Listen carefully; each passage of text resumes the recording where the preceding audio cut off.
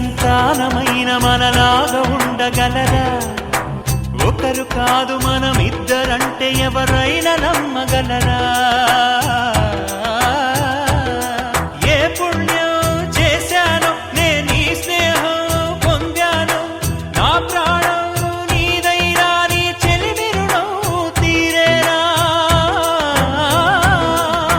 నీకు సేవ చేసేందుకైనా మరు జన్మ కోరుకోనా?